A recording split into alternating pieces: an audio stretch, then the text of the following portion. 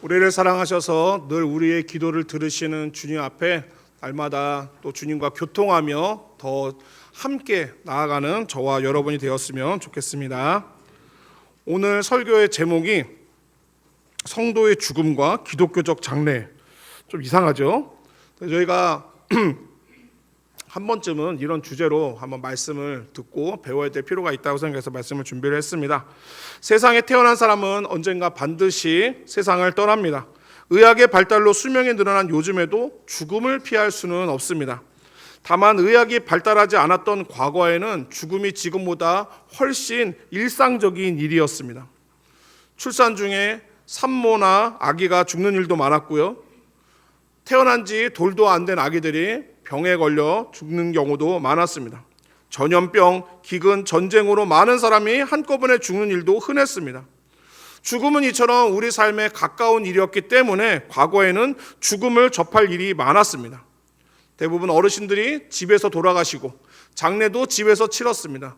그러다 보니 집에 있는 어린 아이들도 어려서부터 죽음을 지켜보면서 자랐습니다. 그렇게 자기가 사랑하는 또는 가까이 있던 사람들의 죽음을 보면서 무엇을 생각했을까요? 나도 언젠가는 죽겠지라고 하는 그런 생각이 들면서 오늘의 삶을 돌아보고 죽음 이후의 삶을 생각하는 그런 기회가 되었을 것입니다. 그러나 오늘날 우리에게 죽음은 더 이상 가까운 사건이 아닙니다. 의학이 발달하고 생활 방식이 달라지면서 죽음은 우리의 일상에서 분리가 되었습니다. 어르신들은 이제 집에서 돌아가시지 않고 요양병원에서 임종을 맞습니다. 장례도 집이 아닌 병원이나 장례식장에서 치릅니다.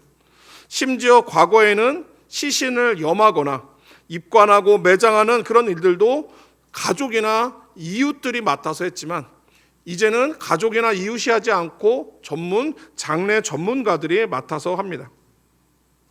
어느새 죽음은 우리에게서 친숙하고 가까운 것이 아니라 굉장히 멀고 낯선 것이 되었습니다.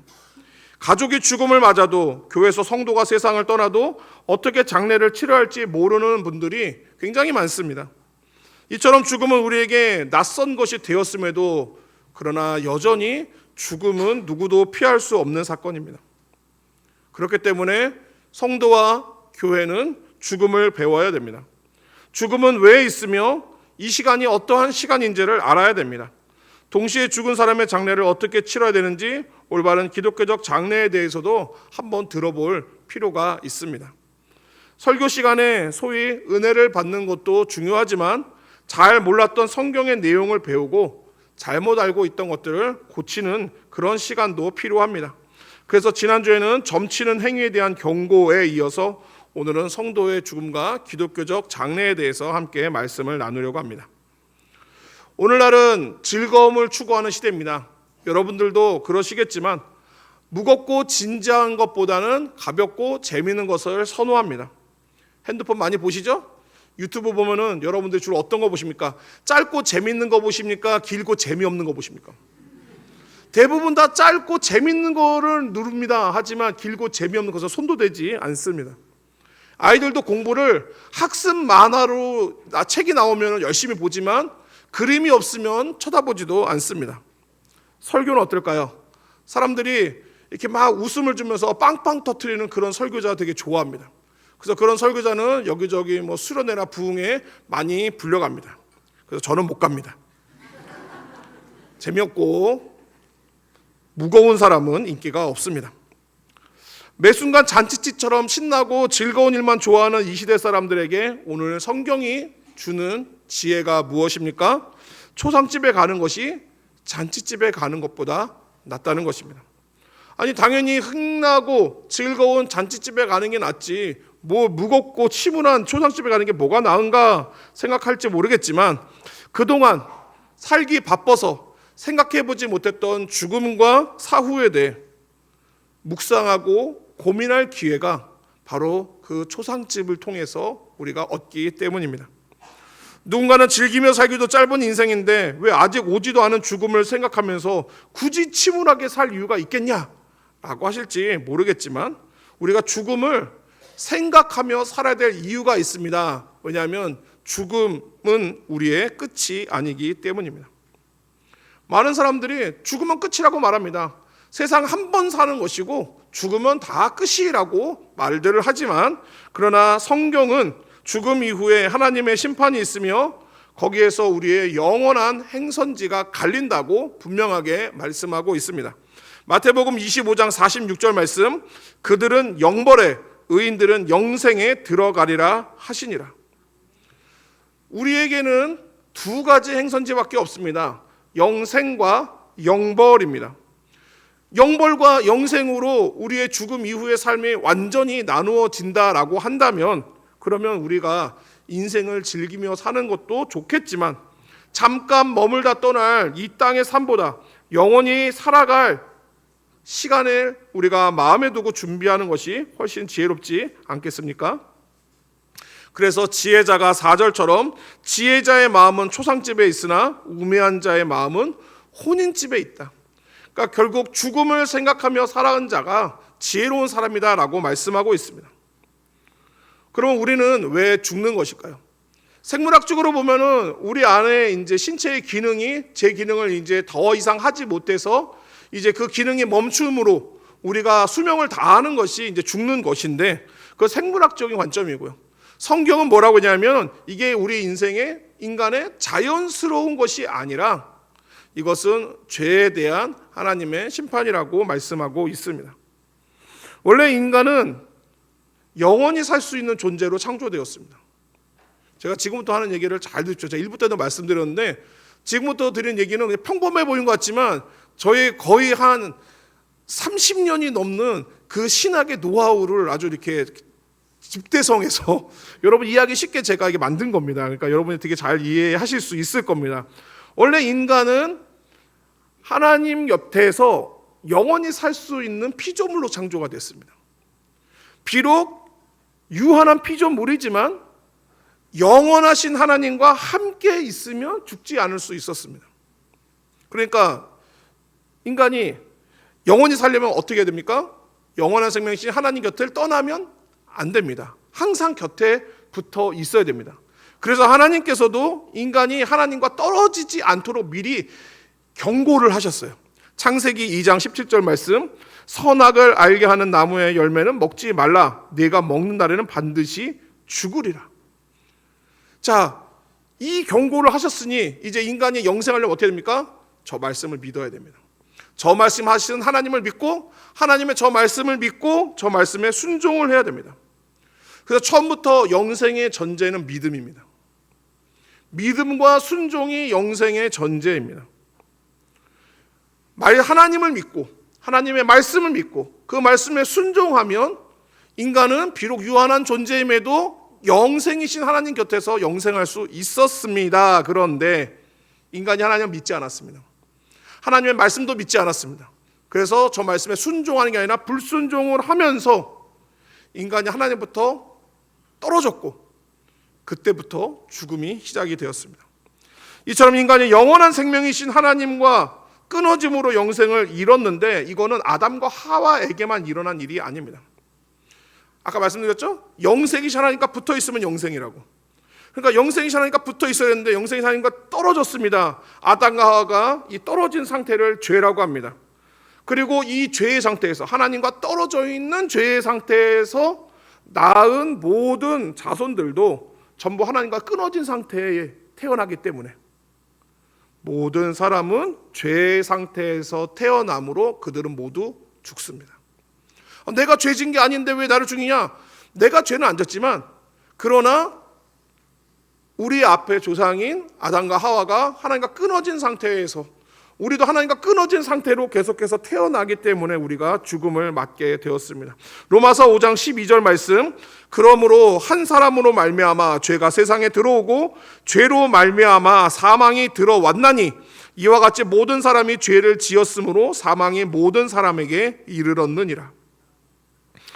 이렇게 해서 하나님과 끊어진 사람은 죽음의 상태에 있습니다.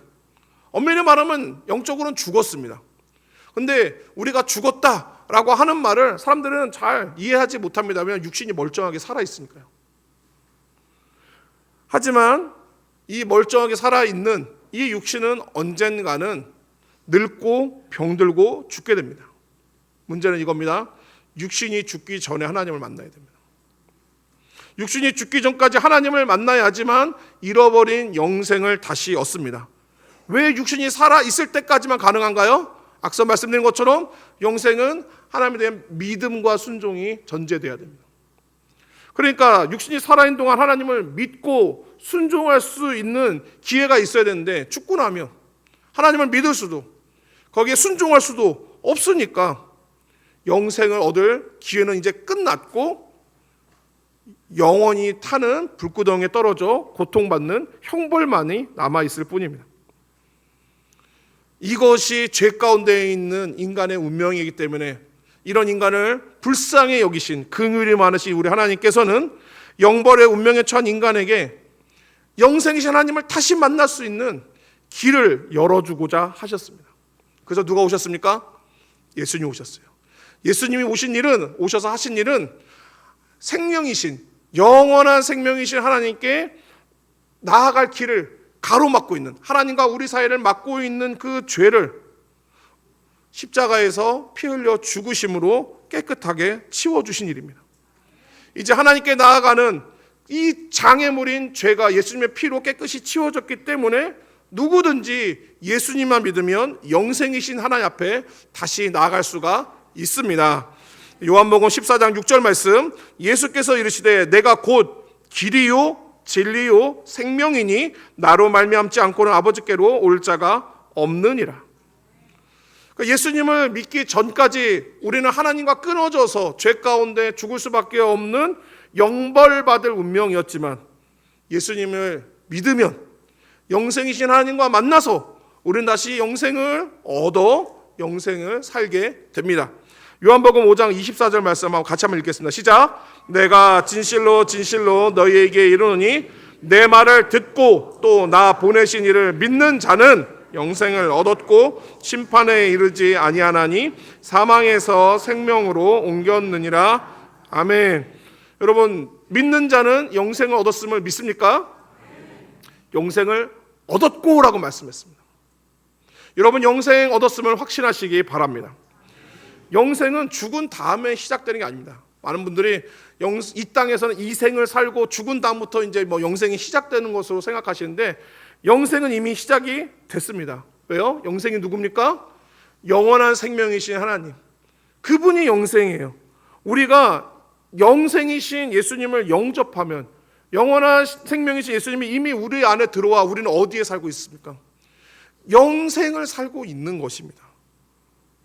그러니 믿는 성도는 죽은 다음에 영원한 생명이 시작되는 게 아니라 이미 영생이신 예수님과 함께 영원한 생명이 시작되었기 때문에 죽음을 지나도 계속해서 영생의 상태로 이어져 가는 것입니다. 그러니 사랑하는 성도 여러분, 우리가 육신의 죽음을 맞게 되더라도 두려워하지 마시기를 바랍니다.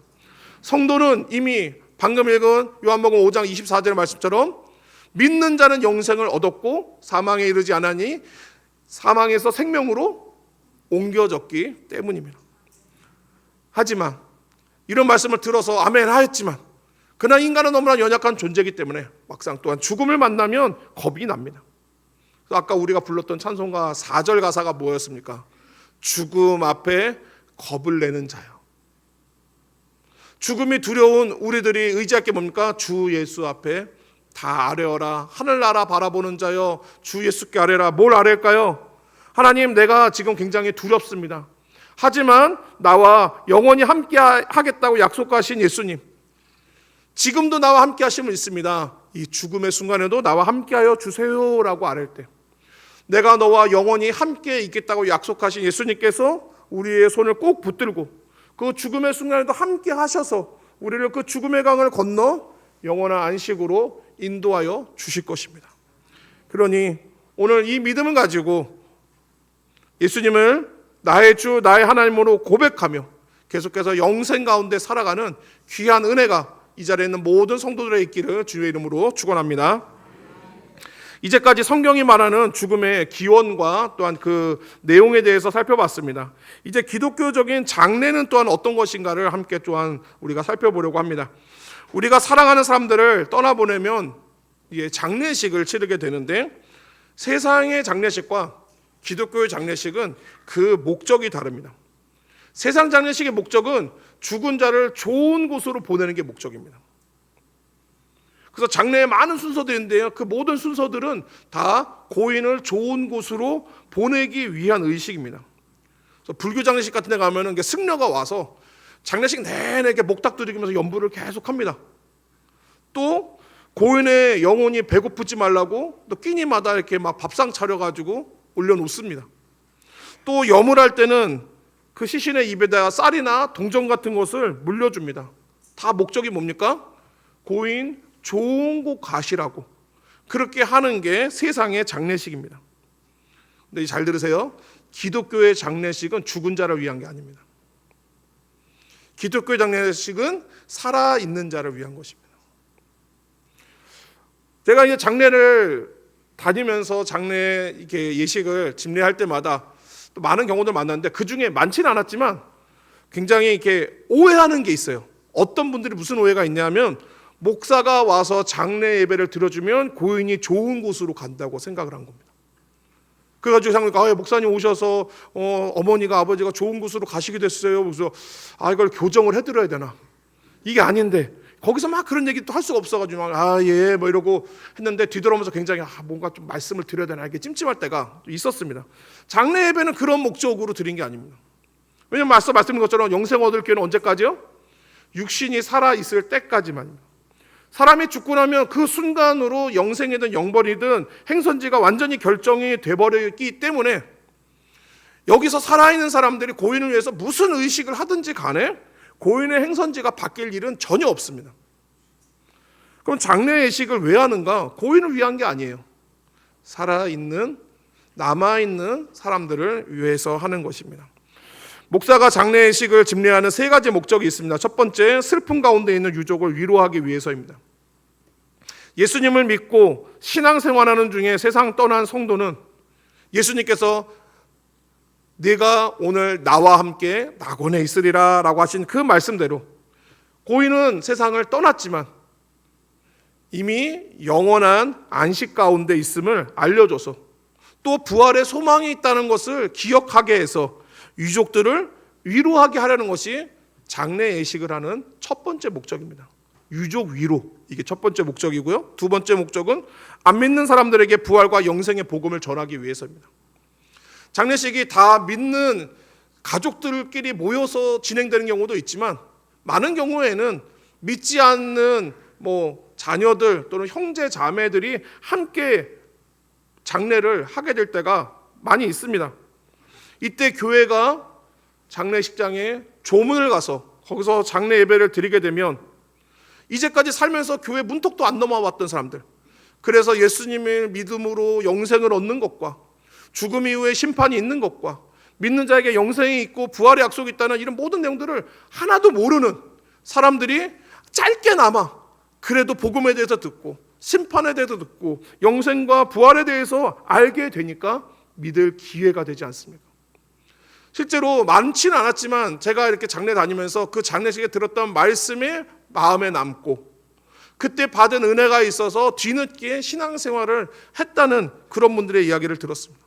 바로 그런 목적으로 교회에서 목사가 장례 예식을 집례하는 것입니다. 세 번째 목적이 있습니다. 교회가 신앙을 돌보고 붙들기 위해서입니다. 말씀드린 것처럼 기독교 장례는 남아있는 자를 위한 것입니다. 이 남아있는 자란 말이 유족이잖아요. 원래 이 유족이라는 말이 1차적으로는 이 가족을 잃은, 이게 남아있는 가족을 가리키는 말이지만 또 한편으로 이 유족은 남아있는 교회 성도들을 또한 의미하기도 합니다. 다 같이 교인들이 모여서 위로하러 가서 그 유족들에게 전하는 말씀이지만 그러나 그 말씀 함께 들으면서 뭘 생각합니까? 다시 한번 부활과 영생의 소망을 확인하고 나도 오늘 어떻게 살아야 될 것인가를 돌아보면서 계속해서 이 부활신앙과 천국복음을 붙들고 살아가게 됩니다. 이와 같은 세 가지 목적으로 인해서 기독교에서는 장례식을 장례 예식으로 진행을 합니다. 기독교에서 장례에 대해서 바로 알고 바라봐야 될 분들이 많이 있습니다. 여기 계신 분들 장례를 경험해 보신 분도 있고 경험해 보지 않은 분들도 있는데 특별히 경험해 보지 않은 우리 청년들을 미리 말씀을 드리면 장례식장 혹시 처음 가거든 그냥 놀라가지고 앞에다 절하지 마시고, 네, 믿는 가정의 경우는 앞에 이제 꽃이 있으니까 헌화를 하면 되겠지만, 믿지 않는 가정이어서 그 앞에 분향대가 있고 뭐 이렇게 상이 차려질 거하고는 그 앞에서 절하지 마십시오. 뭐 그런 정도는 아실지 모르지만 모르는 분들이 또 계실까 봐 말씀을 드립니다. 근데 제가 꼭 고치고 싶은 말이 있었습니다. 기독교인들 중에 여긴 분들 아마 그러지 않으실 텐데 그래도 간혹 실수하는 게 많은 두 가지만 제가 좀 살펴보려고 합니다. 첫 번째는 바로 인사말입니다. 여러분 이렇게 조문 가셔서 상주 만났을 때 뭐라고 인사하십니까? 고인의 명복을 빕니다. 혹시 이렇게 말씀하신다면 그 말은 쓰시면 안 됩니다. 그거는 기독교인에게는 맞지 않는 말입니다. 명복이 뭡니까? 저승명자의 복복자입니다. 그러니까 저승에서 복 받기를 바랍니다 하는데 저승에서 무슨 복 받기를 바라나요? 요거를 알려면은 우리나라 전통 내세관 또는 불교 내세관을 조금 이해해야 됩니다. 혹시 옛날에 신과 함께라는 영화를 보신 분이 있는지 모르겠습니다. 이게 떠올려 보시면 대충 도움이 됩니다. 인간은 죽고 나서 저승 가서 49일 동안 7일마다 7번 심판을 받는다라고 합니다. 근데 거기를 잘 통과해야 이제 마지막 단계에서 뭐 이제 사람으로 환생하든 뭐 극락에 가든 뭐 그렇다고 하는데, 명복은 그겁니다. 이왕이면 좋은 곳 가셨으면 좋겠습니다. 저승에서 그 심판 받을 때 좋은 재판 받기를 바래요. 이런 게 명복입니다. 그걸 빈다는 겁니다. 아까 말씀드린 것처럼 성경은 죽음 이후에 죽은 자의 갈 곳이 결코 중간에 바뀔 일이 없습니다. 영벌이나 영생으로 끝납니다. 명복이라는 게 없습니다. 그러니까 명복을 빌 필요도 없고 빌 수도 없습니다. 우리는 안 맞아요. 근데 불교인들이나 천주교인들은 상관없이 쓸 수 있습니다. 왜냐하면 그들에게는 명복이라는 개념이 있습니다.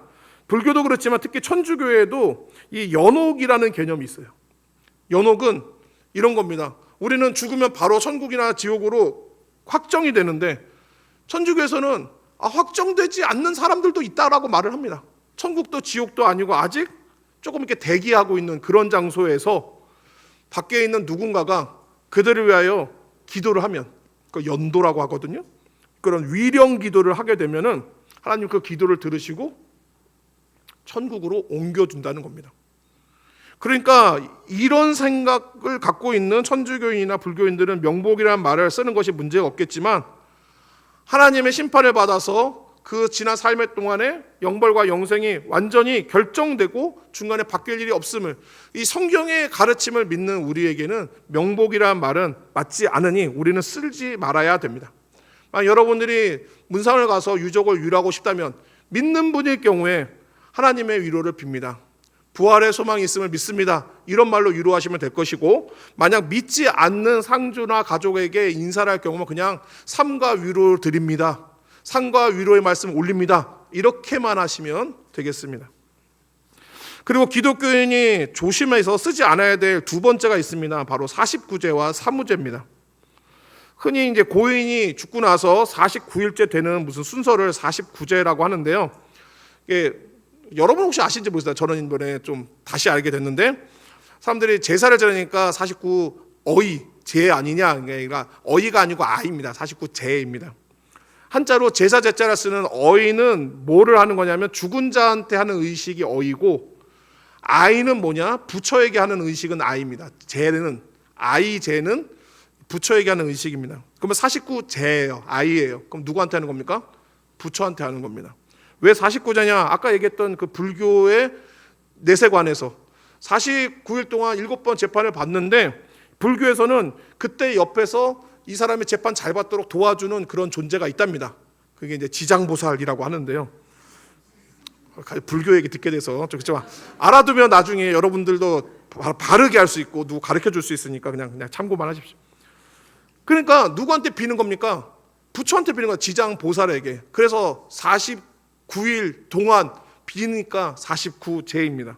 근데 안타깝게도 성도님 중에 이런 내용을 정확히 모르고 49일째의 묘소에 간다든지, 진짜 이런 분이 있습니다. 49일째 추도 예배 드린 분이 있습니다.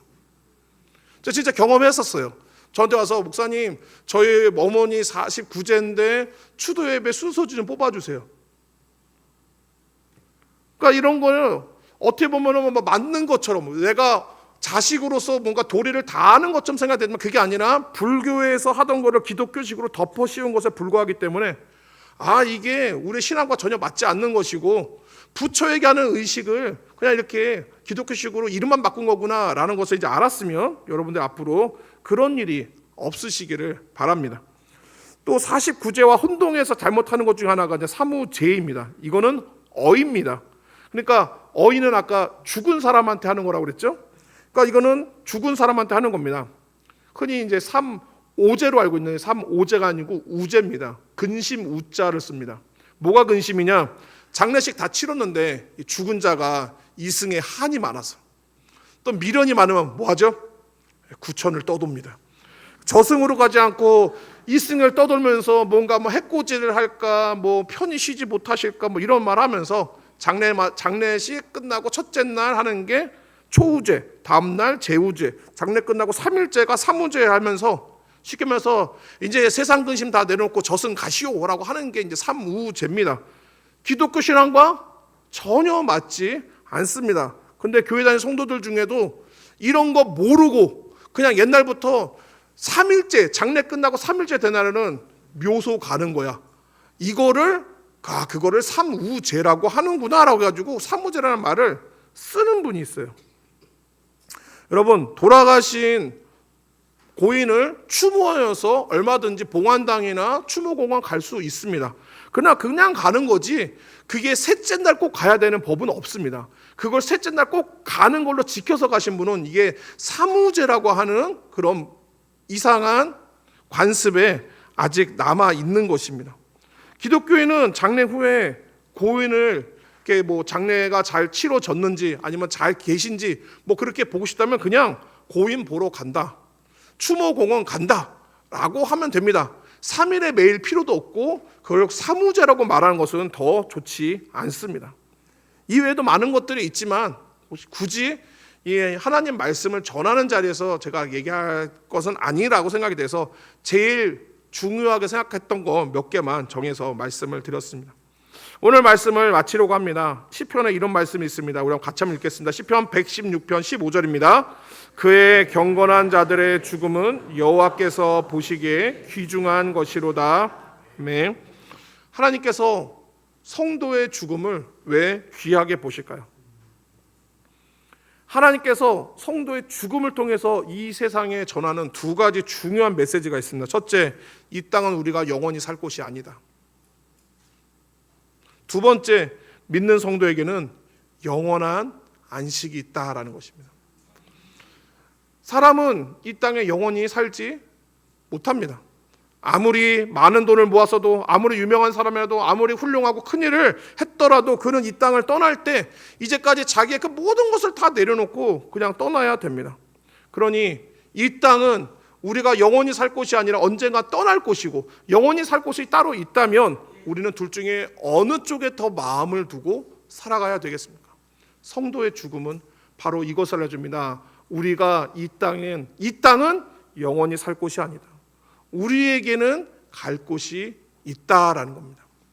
또한 하나님께서 성도의 죽음을 통해서 뭐를 말씀하시면 부활과 영생에 있음을 알립니다. 성도는 일평생 영생을 바라보며 믿음 지키며 살아온 이 과정을 옆에 있는 가족이나 지인들이 다 보았음에도 그들은 별로 깊이 관심 안 가질 수 있습니다. 그런데 평소에 관심이 없던 지인이나 가족들이 언제 부활과 영생에 대해서 깊은 관심을 갖게 되는가? 바로 성도의 죽음의 순간입니다. 성도가 마지막 순간에 죽음 앞에서 두려움 없이 그 평안한 마지막을 보낼 때, 보통 많은 사람들은 죽음을 앞두고 불안해하고 두려워하고 어떻게든 죽지 않으려고 발버둥을 치는데, 영생의 소망과 확신 있는 사람은 일평생 동행했던 그 예수님의 손을 붙들고 평안한 가운데 천국으로 떠납니다. 그 모습을 지켜보는 사람들은 뭘 알겠습니까? 아, 정말 영생이 있구나, 정말 천국이 있구나 라는 것을 그들에게 말해주는 아주 중요한 기회가 되기 때문에 하나님께서 그의 성도의, 그의 경건한 자들의 죽음을 귀하게 여기시는 것입니다. 성도의 죽음은 남아있는 유족들에게는 슬프고 안타까운 일이지만 하나님께서는 자기 자녀가 아버지 품으로 돌아오는 것을 기뻐하시며 수고했다, 이제 내 품에서 안식하며 영원히 나와 함께 즐기자 하실 것입니다. 사랑하는 성도 여러분, 하나님께서는 성도의 죽음을 통해서 모든 사람에게 하나님의 심판이 있음과 믿는 자에게 영생이 있음을 가장 강력하고 분명하게 말씀합니다. 저는 저와 여러분 모두의 삶이 이와 같이 하나님께 귀하게 쓰임받는 그런 인생이 되기를 축원합니다. 나중에 우리의 삶을 통해서 정말 우리의 소망은 이 땅이 아니요 하나님께 있고, 그리고 믿는 자에게 정말 약속된 부활과 영생이 있음을 우리의 마지막 순간으로 증명하는 그런 인생이 되기를 주님의 이름으로 축복합니다.